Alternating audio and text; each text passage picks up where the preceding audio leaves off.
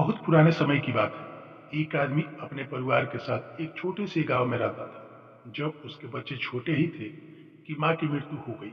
बच्चे की देखभाल के लिए पिता को दूसरी शादी करनी पड़ी।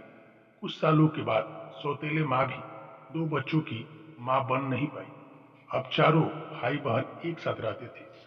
कुछ समय के बाद सौतेली माँ एकदम बदल गई। वह अपने बच्चों को अच्छा खाना खिलाती, उसे रंगीन कपड़े पहनाती और सौतेले बच्चों को पुराने कपड़े पहनाती थी। कुछ दिनों बाद सौतेली माँ ने उन्हें सूखी रोटी देकर गाय की गौशाले में भोजन कराना शुरू कर दिया।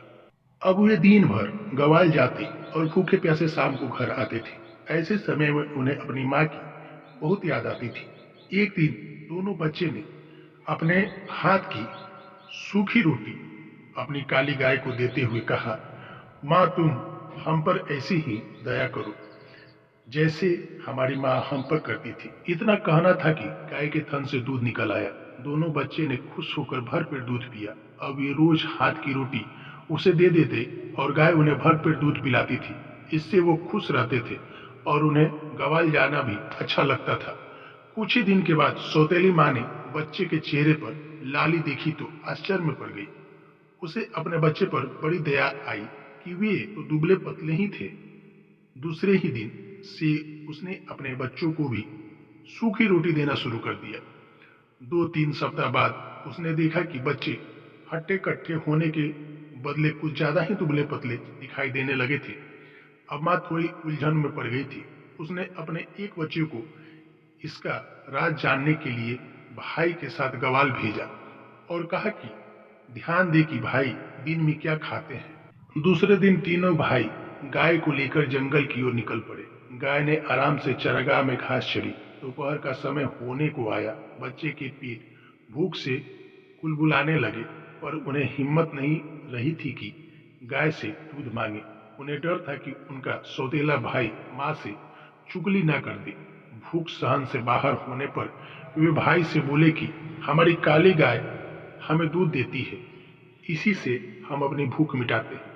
यह बात तुम किसी को मत बताना। भाई ने कहा, मैं इसी बात को किसी से नहीं कहूंगा, चिंता मत करो।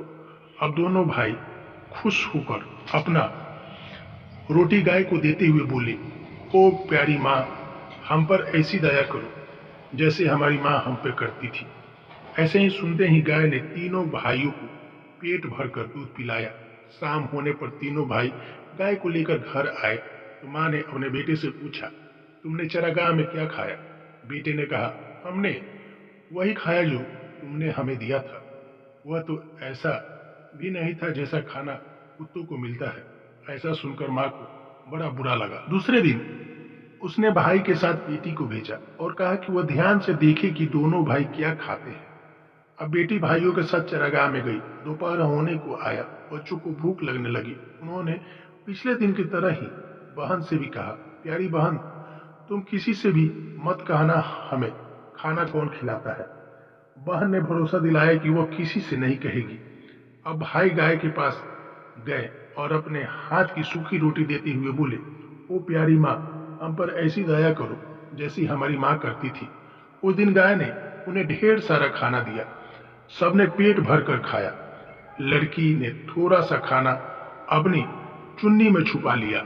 घर पहुंचने पर सौतेली माँ ने बेटी से पूछा, तुमने चरागाह में क्या खाया?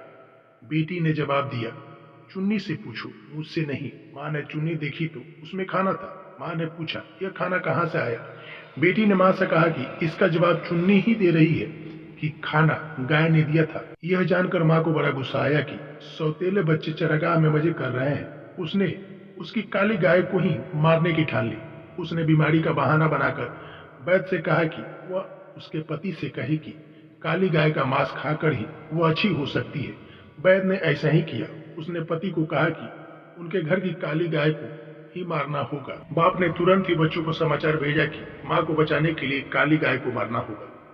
उसे लेने के लिए चरागाह में आ रहे हैं। यह सुनकर दोनों बच्चे ने गाय के गले में लिपट कर रोने लगे। तब भी वो बाप और बेटा चरागाह पर आ पहुंचे। उन्होंने गाय के गले से लिपटे बच्चे के हाथों को हटाकर उन्हें दूर कर दिया और घर को चल पड़े। बच्चे भी पीछे पीछे घर को चल पड़े। पिता से कहे, पिताजी इसे मत मारे, नहीं तो हम फिर से बिन माँ के हो जाएंगे। उनकी बात पर सबने हंसी और खिल्ली उड़ाई और उसी समय गाय को मार दिया गया। सौतेली माँ ने उसका मांस खाया, उसके पति और बच्चे ने भी खाए, लेकिन इन दोनों भाइयों की आंखों से आंसू की धार बहती रही। वे कुछ भी नहीं बोले और जो मांस उन्हें मिला उसे लेकर अपने खेत पर चले गए। उसके बाद आसपास से लकड़ी इकट्ठा करके उसका दाह संस्कार किया। उससे जो राख बनी उसे अपने चरगाह में ले जाकर गड्ढा खोदकर दफना दिया। एक दिन हमेशा की तरह वे चरगाह में पहुंचे तो देखा कि अस्थियों की जगह पर एक सुंदर सा पौधा खड़ा हो गया है। वे आश्चर्य से उसके पास गए और उसकी लंबी लंबी पत्तों को सहलाने लगे।